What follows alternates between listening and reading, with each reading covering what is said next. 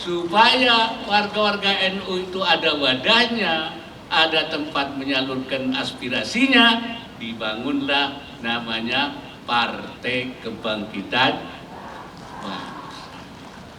Jadi ini untuk mewadahi orang NU itu. Nih, makanya disebutkan ya PKB itu adalah matiyatun nahdiyin, kendaraan politiknya orang NU. Seluruh jajaran pengurus Dewan Pengurus Pusat PKB, baik pengurus Dewan Syuro maupun juga pengurus harian, Wakil Ketua MPR RI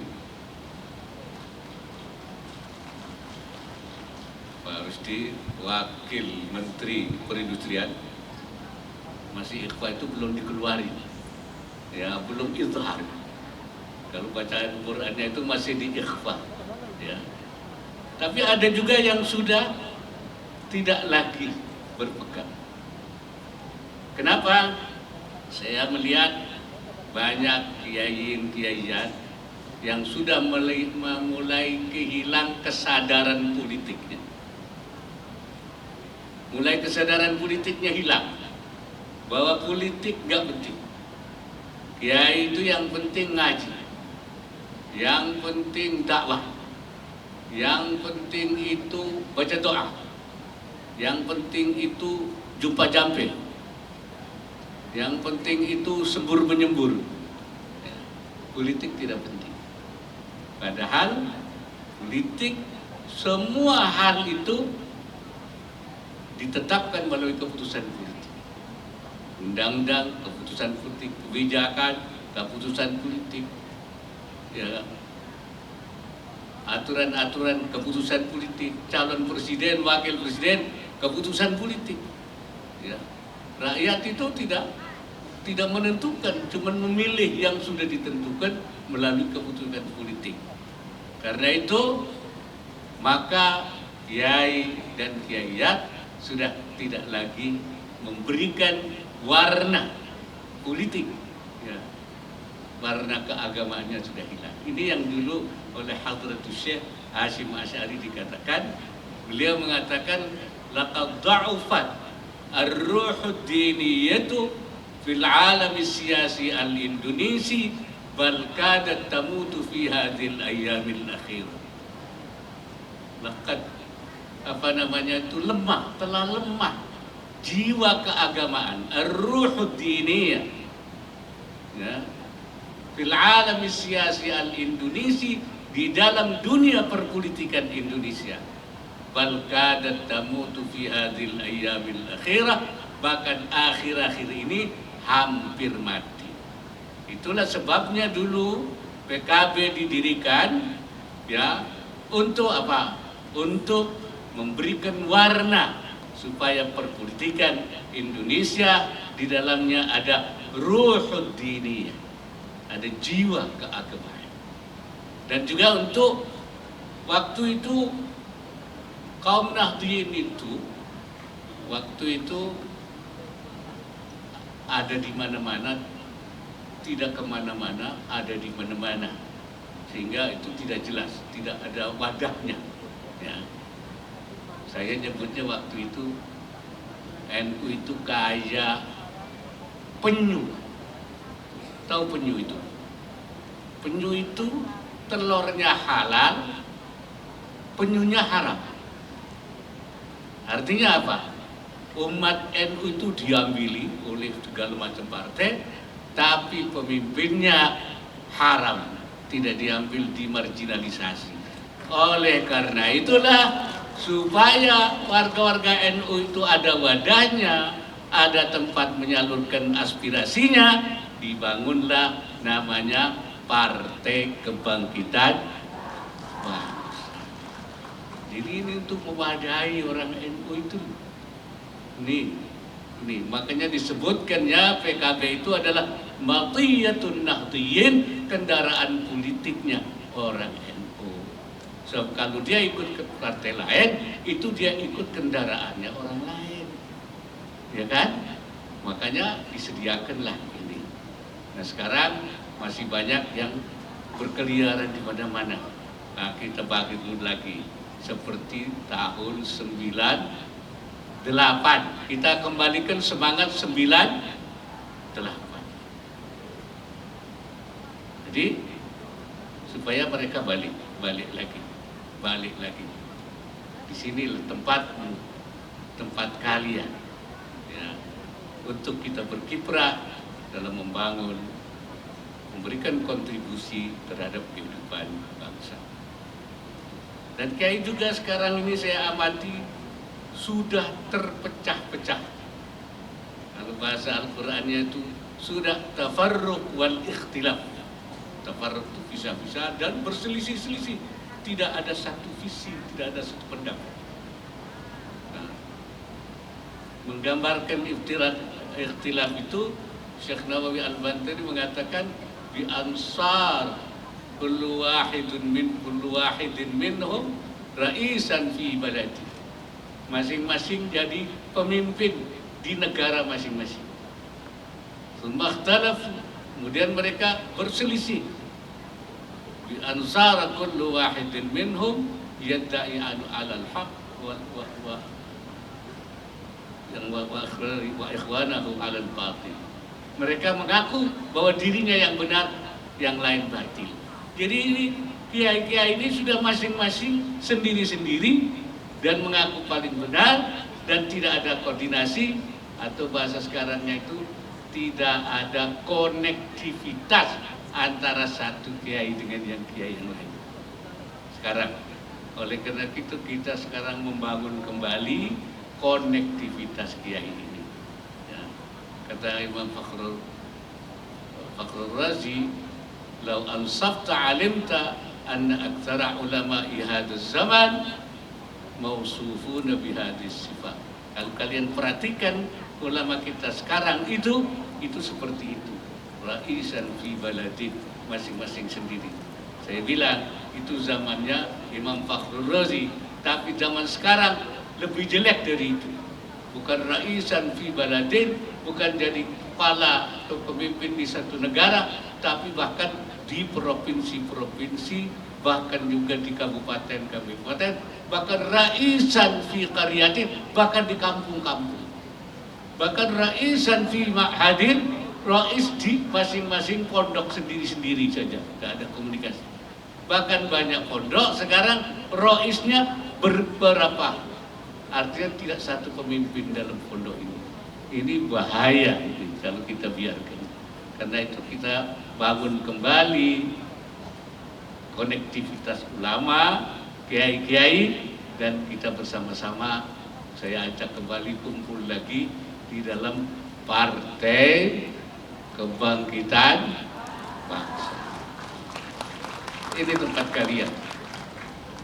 tempat kalian ini. Jadi saya ingatkan itu.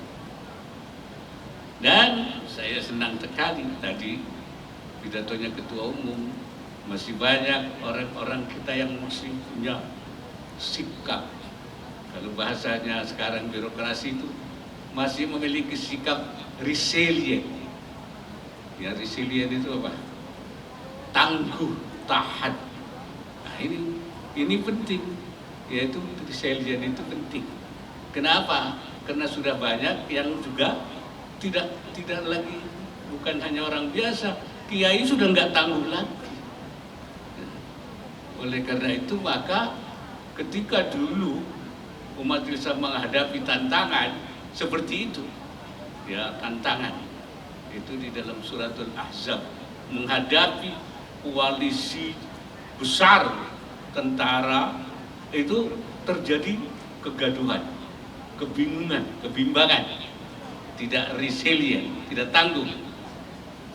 Akhirnya ayat yang turun namanya ayat tangguh itu, yaitu laqad kana lakum fi rasulillahi uswatun hasanah. Bagimu Rasulullah adalah tuntunan yang baik. Tuntunan dalam hal apa? Fi sabrihi wa musabaratihi wa murafaqatihi wa mujahadatihi wa intizarihil faraj minallah, dalam kesabarannya, di dalam ketangguhannya, di dalam perjuangannya, di dalam siap menunggu saat untuk memperoleh kesempatan yang baik. Ini namanya ayat tangguh. Kalau bahasa sekarangnya ayat resilient. Nah, ini oleh karena itu saya merasa bangga apa yang dikatakan. Bahwa di kalangan PKB ini banyak, yaitu anggota PKB yang masih memiliki sikap resilient, tangguh dalam menghadapi berbagai godaan dan tantangan. Dan ini kita bangun. Mudah-mudahan ini akan terus bisa kita bangun. Dan sekali lagi saya ucapkan selamat kepada perempuan bangsa, dan mari kita bersama-sama ke depan, yaitu membangun kembali kekuatan PKB seperti kita mulai pada semangat tahun 98. Ya, kalau orang mengatakan 98 itu reformasi, perubahan dari orde baru ke arah reformasi, semangat 98, maka bagi PKB 98 adalah semangat pembangunan kembali kekuatan politik daripada kalangan Nahdliyin dan juga orang-orang yang bersamanya, yaitu membangun Partai Kebangkitan Bangsa. Alhamdulillah, mulai 1 tahun 98 dibangun, 99 pemilu, kita sudah bisa mencapai 13%, bahkan waktu itu bisa menjadikan Gus Dur sebagai presiden. Oleh karena itu saya ingin mengulangi, mari semangat 98, kita bangun kembali, nanti supaya pemilu yang akan datang kita bisa mengangkat presiden sesuai dengan tahun 98. Amin ya Rabbal, paling gak wakil presiden. Ya, kan. Kemarin kan gak jadi. Ya, kemarin gak jadi, besok harus jadi. Betul apa tidak? Ya, alhamdulillah saya ketemu Kepala Badan Gizi, saya ketemu Pak Presiden, saya ketemu semua para pelaksana. Intinya pelaksanaan makan bergizi gratis itu melibatkan, malah ide terakhir itu melibatkan sekolah setempat, lingkungan setempat. Dan kalau sudah begitu biasanya ibu-ibu. Nah, ibu-ibu kalau terlibat tolong usahakan standar mutunya terjaga, yaitu mutu gizinya, kualitasnya makanan, kadaluarsanya juga harus dikontrol betul. Sehingga dengan harga yang bagus, kualitas yang tercapai. Gus, tapi dengan harganya yang katanya dipotong lagi jadi 10.000 itu gimana, Gus? Itu proses simulasi saya kira akan terus berkembang. Memang tahap awal kan hanya tersedia 51 sampai 70 triliun ya. Ini tahap awal. Kita akan terus berusaha mengumpulkan anggaran supaya tiap tahun bertambah. Masih tahap trial error ya, Gus? Bukan trial, ya memang harus begitu, anggaran kita terbatas sehingga bertahap. Gus, ini menjadi sorotan adalah Mas Wapres Gibran di Jakarta Timur kemarin membagi-bagikan sembako gitu, Gus. Itu bertuliskan bantuan Wapres. Nah, ini menjadi sorotan. Pasalnya bantuan itu diklaim sebagai bantuan Wapres, bukan bantuan pemerintah atau bantuan negara. Itu gimana, Gus? Saya tidak tahu ya, saya belum tahu. Tapi biasanya kan bantuan itu sesuai sumber anggaran. Bantuan dari kementerian, bantuan dari Wapres, bantuan dari Presiden, Banpres. Itu mungkin karena faktor sumber anggaran. Terus soal wacana kenaikan PPN 15%, sejauh ini sudah adakah pembahasan di internal soal 12%. Pembahasan soal Saya belum tahu, itu tanya Bu Sri Mulyani aja, saya nggak tahu. Pak, pemerintah sedang menyoroti terkait politik uang. Jadi Bapak Presiden Ya, memang salah satu ujian demokrasi kita di pilkada maupun pileg adalah money politics. Kita berharap sistem pemilihan kita harus dievaluasi sehingga tidak berbiaya tinggi, dan saya juga sempat diskusi sama Pak Presiden bagaimana agar pembelajaran pilkada kali ini dalam konteks penyempurnaan sistem dan penyempurnaan paket undang-undang pemilu dan partai politik, undang-undang politik itu masuk dalam perbaikan-perbaikan sehingga tidak mengurangi kemuliaan kompetisi yang sehat. Respon Presiden apa? Terus Ya, beliau ayo kita sempurnakan melalui undang-undang. Gus, kemarin kata Gus Jazil ada PKB itu lagi menggodok opsi gubernur itu dipilih sama DPRD. Itu kalau dari Gus Imin sendiri gimana Mas? Ya, semuanya harus memikirkan cara-cara ya supaya demokrasi kita efektif, sehat, tidak menggunakan uang dan tidak menggunakan berbagai cara yang non demokratis. Bu Siti, apakah akan maju kembali Bu dalam Munas kali ini Bu? Ya, kalau proses regenerasi perempuan bangsa di PKB ini adalah kita badan otonom. Badan otonom maka tentunya kita akan merujuk kepada pimpinan tertinggi Partai Kebangkitan Bangsa. Sistem kita hari ini adalah kader yang ditunjuk oleh DPP di mana agar meminimalisir situasi yang menjadi kurang harmonis. Jadi kita posisinya adalah badan otonom yang tentunya harus sami'na wa ta'na dalam di organisasi, terutama adalah pimpinan tertinggi kita adalah Ketua Umum DPP Partai Kebangkitan Bangsa. Prinsipnya kita bagaimana perempuan bangsa ini bertugas untuk melahirkan perempuan-perempuan yang punya kapasitas dan kapabilitas untuk siap menjadi pemimpin-pemimpin dan juga perempuan terdepan untuk bisa menguatkan PKB dan memberikan nilai kemanfaatan serta kemaslahatan bagi masyarakat, bagi rakyat Indonesia. Yuk, terima kasih semuanya. Yuk. Bilang akan ada wacana bansos kalau PPN dinaikkan, tapi terakhir juga meralat tidak ada. Itu kedepannya akan seperti apa, Gus? Soal bansos. Bansos itu terutama untuk yang miskin. Semua yang miskin 3 level, miskin ekstrim, miskin relatif miskin, miskin relatif. Nah ini yang menjadi prioritas. Nah kalau ada anggaran ya bansos itu memang dijadikan salah satu bantalan ya, antisipasi terutama yang terancam miskin. Berarti kalau juga PPN dinaikkan akan ada. Saya belum pernah dibahas. Belum. Belum.